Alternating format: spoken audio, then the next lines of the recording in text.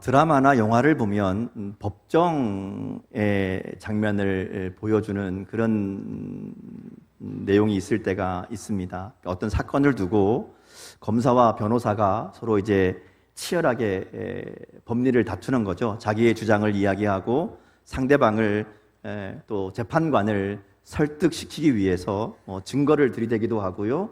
또 때로는 이 전문적인 증인을 데려다가 이 객관성을 인정받기도 합니다. 드라마에 제일 많이 나오는 장면이 뭔가 하면요, 이 재판이 막 거의 다 지고 있는 상황에서 패색이 짙은 상황에서 갑자기 한 사람이 뛰어 들어오는 겁니다.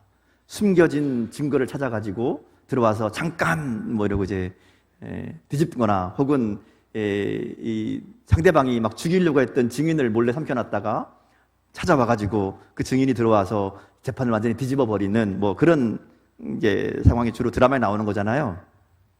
여러분 정말 법정에 가보면 그런 일은 거의 없습니다. 제가 법정을 많이 가봤거든요.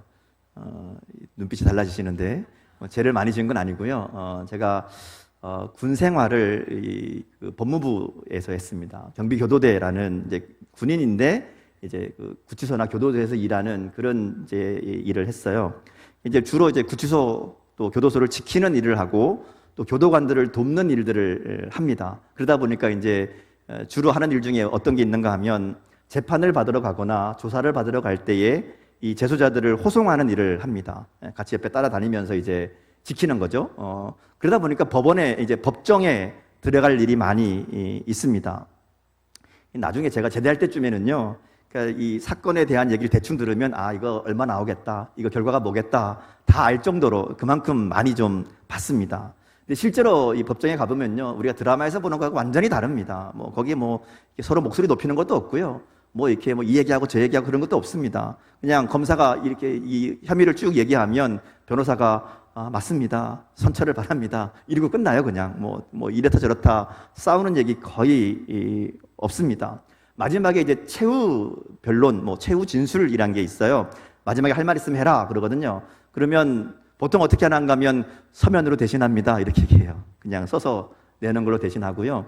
이제 굳이 한마디 하라 그러면 깊이 반성하고 있으니 선처를 바랍니다, 이러고 이제 대부분 끝나요. 왜냐하면 이미 뭐 거의 대부분의 이런 재판들이 이 내용들이 다 밝혀진 경우들이 많고 싸워봐야 또 아니라고 해봐야 아닌 그런 상황들이 많기 때문이고, 괜히 뭐 좀 억울하다느니 뭐 내가 어쩔 수 없었다느니 이런 얘기 했다가 재판관이 괘씸하게 봐서 형량을 더 높이면 어떡하나 뭐 이래서 그냥 죄를 인정하는 경우가 많습니다. 근데 그렇지 않은 경우가 있긴 있어요. 어떨 때 그럴까요? 무죄를 주장할 때, 나는 죄가 없다, 나는 동의할 수 없다, 그러면 이제 상황이 달라지죠. 그러면 정말 억울함과 결백을 풀기 위해서 끝까지 포기하지 않고 싸울 겁니다. 이제 드라마 나오는 상황이 진짜로 벌어지는 거죠. 근데 오늘 우리가 읽은 욥기가 바로 그런 상황입니다. 욥이 지금 말하자면 법정에서 최후 진술을 하고 있는 그런 상황이 우리가 읽고 있는 욥기 31장입니다. 앞에서 이제 친구들과 계속 논쟁이 있었잖아요. 뭐 주고받고. 근데 아무리 해도 서로 평행선을 달랩니다. 욥의 친구들은 네가 죄인이니까 이런 결과가 있는 거다라고 얘기하고, 욥은 나는 그런 만한 죄를 지은 게 없는데 이유 없는 고난이다, 나는 도저히 인정할 수 없다. 이게 이제 계속 싸움이죠. 욥이 인정할 수 없는 이유가 있어요. 우리가 이제 앞에서 본 것처럼 욥은 정말 하나님 앞에 신실하게 살았던 사람입니다. 자기가 알지 못하는 자녀들의 죄까지도 미리 예방하는 차원에서 제사를 이 속죄제를 드릴 정도로 그는 철저하게 하나님을 생각하고 하나님의 심판을 염두에 두고 살았던 사람입니다.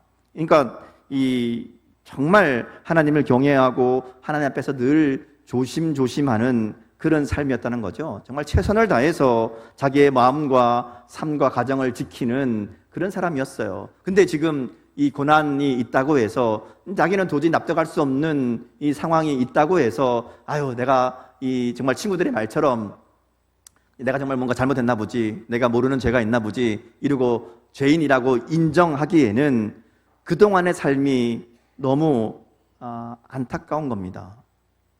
허망해지는 거잖아요. 그동안 아무리 그 평생을 노력하고 애썼던 그 일이 한순간에 무너지는 겁니다. 그냥 나는 죄인이다, 내가 잘못 살았다, 이렇게 돼버리는 거잖아요. 그러니까 욥이 인정할 수 없는 겁니다. 끝까지 포기하지 않고, 그래서 이제 오늘 본문에 오면 하나님께 판결을 내려달라고, 우리 요즘 법정으로 얘기하면 항소하는 겁니다. 재판이 결과가 안 나오니까 더 높은 법정에다가 항소하잖아요. 이 결과가 마음에 들지 않기 때문에. 그래서 욥이 하나님께 나를 좀 판결해 주십시오, 이게 이제 31장입니다. 자, 그래서 29장부터 이 31장까지 내용이 욥의 마지막 말인데요, 한 덩어리로 읽어야 됩니다. 앞에부터 좀 간단하게 보면요, 먼저 29장에는 욥이 자신의 과거를 이야기해요. 내가 예전에 이랬는데 하는 얘기들이 쭉 나옵니다. 자신의 인생을 돌아보면서 내가 이런 삶을 살았는데 이 얘기예요. 경제적으로 풍요로웠고 가정도 화목했습니다. 사회적으로도 많은 사람들에게 존경받았고 인기도 많았습니다. 단순히 부자이기 때문에 그런 게 아니라 정말 그 사람들을 사랑으로 돌보았고, 또 사람들이 그래서 욥을 정말 좋아한 그런 사람이었다는 것이죠. 그래서 욥이 이런 삶이 오래오래 계속될 것이다, 이렇게 생각했어요. 그래서 29장 18절에 보면 욥이 이렇게 얘기합니다. 내가 스스로 말하기를 나는 내 보금자리에서 숨을 거두며 나의 날은 모래알같이 많으니라 하였느니라. 내 날이 모래알처럼 많을 것이다, 이런 행복이 길게 그냥 쭉 이어질 줄 알았다는 거예요. 그렇다고 해서 욥이 그 인생을 바라보면서 그저 부와 명예를 얻고 오래 사는 것을 그것만 추구하며 살았던 사람은 절대로 아닙니다. 그는 이 모든 복이 하나님의 은혜라고, 하나님의 함께하심의 결과라고 분명하게 고백하고 있다는 것이죠. 그래서 29장 2절에 보면 나는 지난 세월과 하나님이 나를 보호하시던 때가 다시 오기를 원하노라, 이렇게 얘기합니다.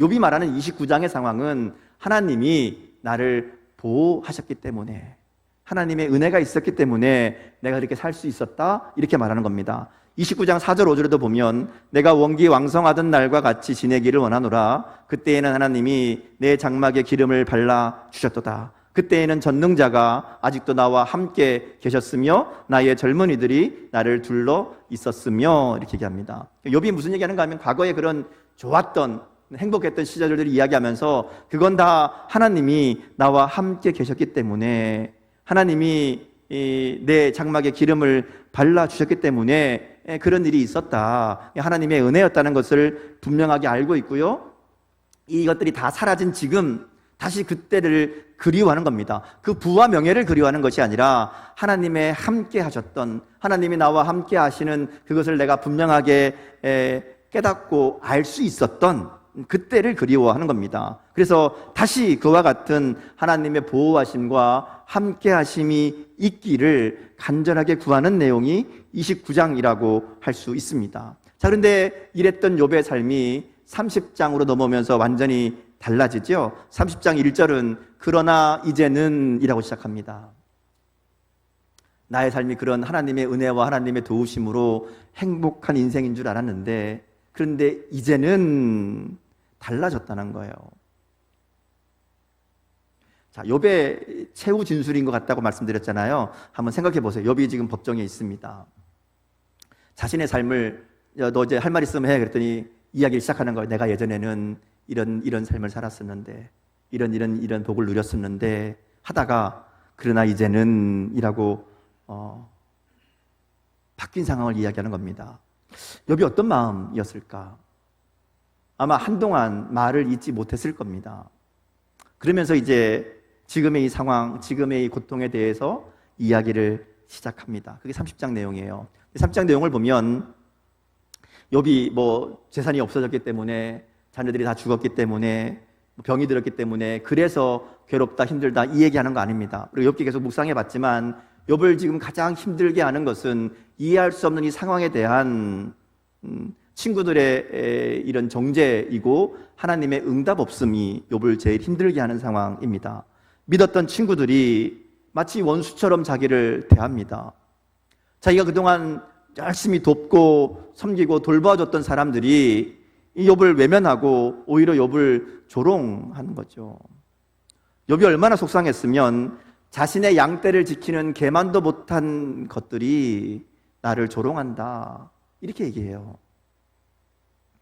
사실 욥이 이제 앞으로 우리가 31장 보면 나오지만 뭐 사람을 볼 때에 저 사람은 천한 사람, 이 사람은 귀한 사람, 이렇게 바라보는 사람이 아닙니다. 그런 생각을 가지고 있는 사람이 절대로 아니에요. 근데 이렇게 말하는 것은 그만큼 자신의 처지가 얼마나 말도 안 되게 비참한 상황인지를 호소하는 겁니다.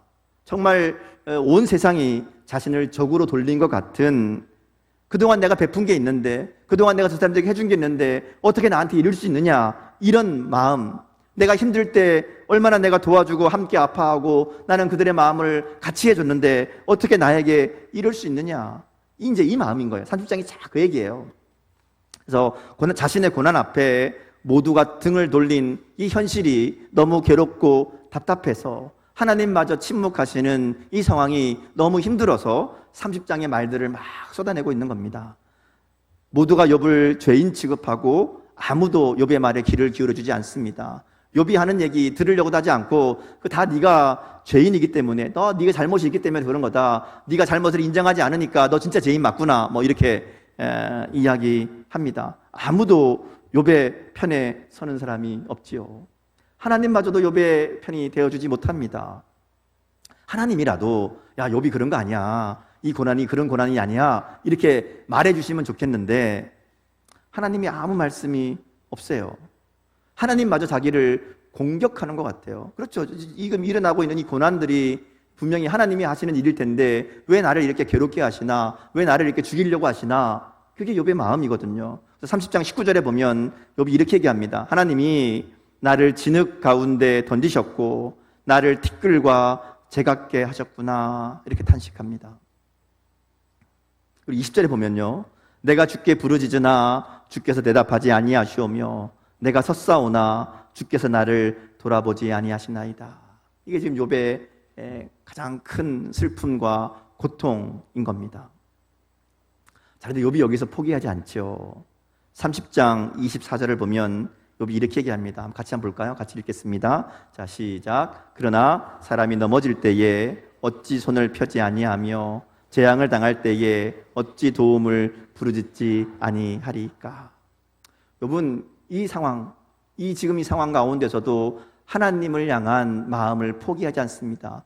지푸라기라도 잡는 심정으로 내가 하나님께 부르짖기를 멈추지 않겠다, 하나님을 찾기를 멈추지 않겠다는 이 결단의 고백을 드립니다. 그리고 이제 31장으로 넘어가면 욥이 자신의 삶을 하나님 앞에서 하나하나 점검하면서 하나님의 마지막 말을 듣겠다고 말합니다. 모두가 욥이 유죄라고, 욥이 죄인이라고 말하지만 욥은 하나님께 얘기하는 거예요. 하나님, 나는 저 판단에, 저들의 정죄에 동의할 수 없습니다. 인정할 수 없습니다. 하나님이 판단해 주십시오. 나는 아무리 찾아봐도 내가 이런 재앙을 당할 만한 그런 이유를 알지 못하겠으니 하나님이 찾아보셔서 내 마음과 삶을 살펴보셔서 내가 정말 죄인인지, 그러면 그렇지 않은지 말씀해 주십시오. 내가 정말 죄인이라면 그 죄가 뭔지 알려주십시오. 그렇지 않다면 나의 온전함을 하나님이 인정해 주십시오. 밝혀주십시오. 이게 욥의 이야기입니다. 그래서 31장을 보면요, 욥이 자신의 삶을 하나님 앞에 하나하나 확인합니다. 자, 하나님 보세요. 내가 이랬습니다. 이런 거예요. 그래서 하나하나 이야기하면서 하나님, 내 말이 진짜거든요. 가짜면 내가 벌을 받겠습니다. 뭐 이런 얘기를 계속해요. 그래서 내가 이렇게 살아왔고 하나님, 나의 삶이 이랬습니다. 내가 한 개도 여기에서 거짓이 없고 숨긴 것이 없습니다. 그렇게 얘기하는 거예요. 그러니까 이 얘기는 사실은 욥이 이렇게 살았다는 하나님 앞에 자기를 확인하는 것이고 또 변함없이 하나님 앞에 그렇게 살겠다는 다짐이기도 합니다. 맹세하듯이 얘기해요. 그래서 31장 읽어보면요, 만일 뭐뭐뭐 했다면 이런 죄를, 이런 벌을 받겠습니다, 이렇게 얘기해요. 그러니까 이 말하자면 맹세거든요. 내 말이 거짓이라면, 내가 지금 잘못 얘기하는 거라면, 내가 속이는 거라면 하나님, 내가 이런 벌을 받아 마땅합니다. 이 얘기가 반복돼요. 계속 이야기합니다. 자, 이렇게 얘기하는 이유가 있어요. 전통적으로 유대인들의 법정에서 이 자신의 결백을 확인받는 방법은 두 가지가 있다 그럽니다. 그러니까 이제 이 사람이 거짓말하는 게 아니라 진짜다, 이거를 인정받는 방법이 두 가지가 있는데, 첫 번째는 두 사람 이상이 증인이 되는 겁니다. 여러분 알고 계시죠? 많이 나오는, 성경에서 많이 나오는 얘기잖아요. 두 사람 이상이 증인이 되어서 이 사람 말이 맞습니다, 이게 얘기해 주면 그럼 그게 진짜로 인정이 되는 거예요. 자, 문제는 욥을 위해서 증언해 줄 사람이 없다는 겁니다. 욥은 내가 하나님 앞에 그렇게 죄를 짓지 않았습니다, 나는 그런 큰 이 재앙을 받을 만큼 하나님 앞에 악한 일을 행한 일이 없습니다라고 주장하는데, 그 얘기를 듣고 욥의 말이 맞습니다라고 얘기해 줄 사람이 아무도 없다는 거예요.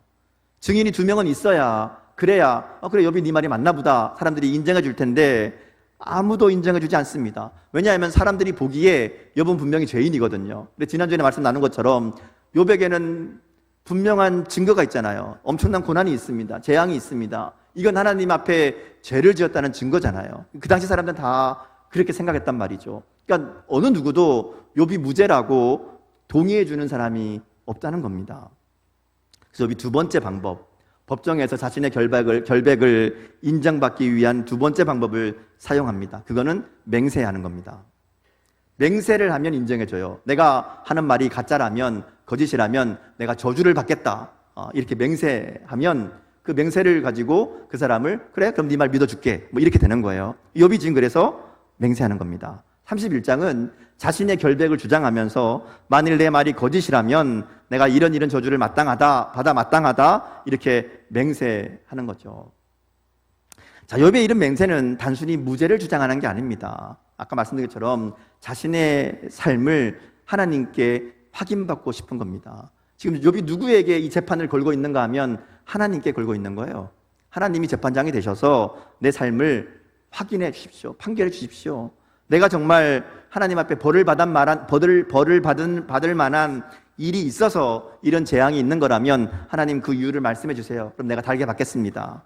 그렇지 않다면 하나님 나의 삶을 인정해 주세요, 확인해 주세요. 이거 나의 죄 때문이 아니라는 것 모든 사람 앞에 밝혀 주세요. 그렇게 얘기하는 겁니다. 그래서 6절에 보면 하나님이 나를 저울로 달아보시고 나의 온전함을 인정해 주시기를 바란다고 그렇게 말하는 겁니다. 그러면서 하나님이 자신이 하는 모든 일을 다 알고 계신다고, 하나님이 나의 발걸음을 다 세고 계시기 때문에 내가 하나님 앞에 악한 일을 행한 것, 속이는 일을 행한 것 없었다, 이렇게 말합니다. 만일 나에게 그런 게 있다면 내가 저주받아 마땅하다, 망해서 마땅하다, 가정이 깨어져도 내가 아무 할 말이 없다, 이렇게 주장하는 겁니다.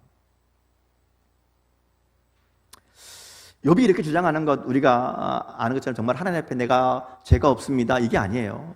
욥도 하나님 앞에 모든 인간은 죄인이라는 것 알고 있습니다. 온전할 수 없다는 것 알고 있어요. 근데 이렇게 얘기하는 것은 상대적인 겁니다. 내가 이런 재앙을 받을 만한 죄가 없다는 겁니다. 욥은 나름대로 내가 정말 하나님 앞에 최선을 다해서 흠이 없이 하나님의 앞에 부끄러움 없이 살려고 애썼다라는 겁니다. 하나님 그거는 알아줘야 되는 거 아닙니까? 이제 이 얘기인 거예요.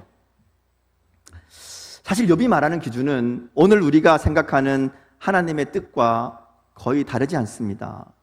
예수님이 말씀하셨던 마음의 죄에 대해서까지 욥은 부끄러움이 없는 사람이라고 할 수 있습니다.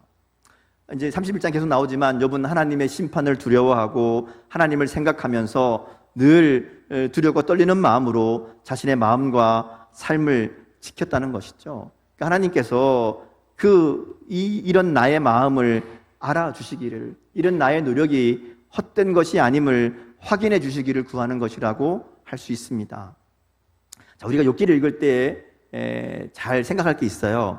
욥기를 읽다 보면 욥이 좀 과하게 하나님 앞에 막 얘기하는 것도 있고, 욥이 좀 너무 교만한 것처럼 말하는 그런 내용도 있습니다. 근데 그걸 문자 그대로 읽으면 안 되고요, 욥의 마음을 좀 읽어야 돼요. 그리고 결정적으로 욥기 1장을 보면 하나님이 욥에 대해서 뭐라고 평가하시는가 하면 욥은 의로운 자라고 얘기하시는 거예요. 욥의 이 죄를 찾아내려고 하면 우리가 욥의 친구들 같이 하는 겁니다. 욥을 볼 때에 욥은 어려운 자인데 이런 말도 안 되는 고난을 당하고 있고 그 고난을 하나님 앞에서 어떻게 풀어가는가, 이렇게 좀 보면 욥을 잘 이해할 수 있습니다. 자, 욥의 이제 내용을 좀 볼까요? 이제 욥이 자신의 맹세를 자신의 삶을 쭉 정리하면서 몇 가지 일을 이야기합니다. 9절에서 12절은 성적인 죄에 대해서 얘기해요. 31장 1절에 보면 욥은 처녀에게 주목하지 않기로 눈과 약속했다 이렇게 얘기합니다. 이 말은 음란한 마음을 품고 여자를 보지 않았다 이렇게 이야기하는 겁니다. 그래서 9절에서 12절에 보면 그 마음이 여인에게 유혹되지 않았다라고 말합니다. 행동으로 음란한 죄를 짓지 않은 것은 물론이고 눈으로 보는 것까지 그 마음까지 욥이 지키려고 결단했다라는 겁니다. 그래서 그런 일이 있었다면 내가 벌을 받아 마땅하다고 또 벌을 받기 원한다고 이렇게 얘기합니다. 13절에서 15절은 자신의 종들도 함부로 대하지 않았다라고 얘기합니다. 당시의 종들은 인간 취급받지 못하는 그런 존재들입니다. 그냥 소유물, 그러니까 돈 같은 그런 존재들인데 욥은 그들을 그렇게 대하지 않았다는 거예요. 욥이 뭐라고 얘기하는가 하면 나는 그들을 나와 동등한 하나님의 피조물로 생각하고 그들의 권리를 저버리지 않았다 이렇게 얘기합니다. 그들의 말에 귀를 기울이고 공평하게 처리했다는 겁니다. 그래서 14절 말씀에 보면 하나님이 일어나실 때에, 하나님이 심판하실 때에 내가 무엇이라고 대답하겠느냐 이렇게 얘기합니다. 그가 하나님의 심판을 생각하며 종들에게조차도 마음을 다하고 그들을 존중하는 삶을 살았다라는 것을 이야기합니다. 16절에서 23절은 사회적인 약자를 돕고 섬겼던 자신의 삶을 이야기합니다. 가난한 자들, 소외된 자들, 도움이 필요한 자들, 그들을 거절하거나 못 본 채 한 적이 없다는 겁니다. 다 배부르게 먹이고 옷을 입히고 자신이 할 수 있는 최선을 다해서 그들을 도왔다고, 그래서 그들이 정말 나를 진심으로 축복하는 그런 삶이었다고, 내가 지금 거짓말하는 거라면 내 팔이 부러져도 좋다고, 내 몸이 상해도 좋다고 그렇게 이야기합니다. 그러면서 23절에 보면 역시 이와 같이 한 이유를 하나님의 재앙을 심히 두려워했기 때문에 내가 악하게 행하지 않았다 이렇게 얘기합니다. 욥은 늘 하나님을 생각하는 사람이었다는 거예요.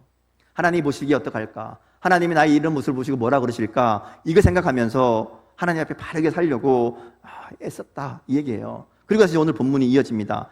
비슷한 내용이 반복돼요. 24절에서 28절은 하나님 외에 다른 것을 섬기지 않았다 이렇게 이야기합니다. 욥이 돈이 많았고 금도 많고 재물도 많았지만 그거 내가 거기에 소망 두지 않았고 내가 그것을 의뢰하지 않았다 이렇게 얘기합니다. 물질의 메인 삶이 아니었다는 겁니다.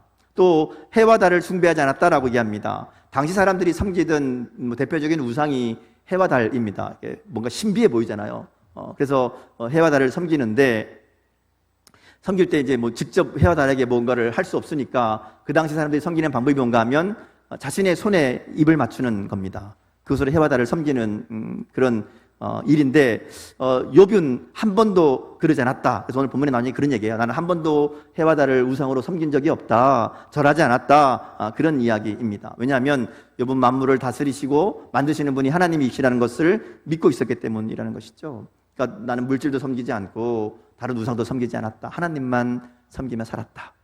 마지막으로 욥이 말하는 맹세는 원수와 적을 미워하지 않았다는 겁니다. 29절에서 34절을 보면 욥이 자신을 괴롭게 하는 원수나 적도 미워하지 않고 저주하지 않았다고 말합니다. 그들의 멸망과 재난을 기뻐하거나 즐거워하지 않았다. 그들을 저주함으로 내 입이 범죄하지 않았다 이렇게 말합니다.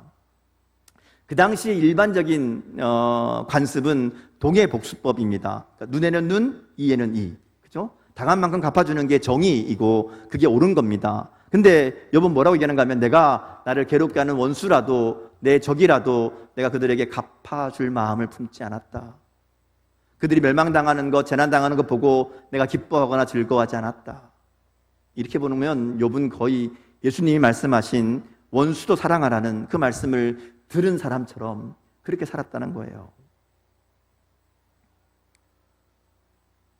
그래서 33절, 34절에 보면 욥은 당당합니다. 내가 하나님 앞에 또 사람 앞에 나는 속이거나 거짓된 것이 없기 때문에 나는 언제나 당당하다는 거예요. 누가 무슨 말을 해도 내가 개의치 않는다, 두렵지 않다, 그래서 숨지도 않았다, 이렇게 이야기합니다.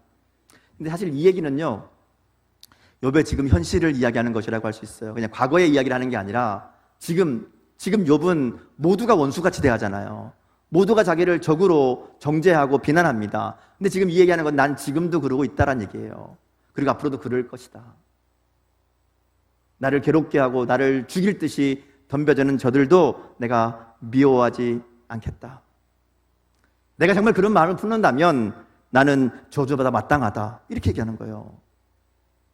자, 그리고 나서 이제 35절 말씀이 이어집니다. 이 말씀이 오늘 본문의 결론이라고 할 수 있습니다. 사실 이 얘기하려고 지금까지 쭉 자기의 삶을 회상하고 하나하나 다시 확인한 것이라고 할 수 있어요. 35절 말씀으로 한번 같이 읽겠습니다. 자, 시작. 누구든지 나의 변명을 들어다오. 나의 서명이 여기 있으니 전능자가 내게 대답하기를 바라노라. 나를 고발하는 자가 있다면 그에게 고소장을 쓰게 하라.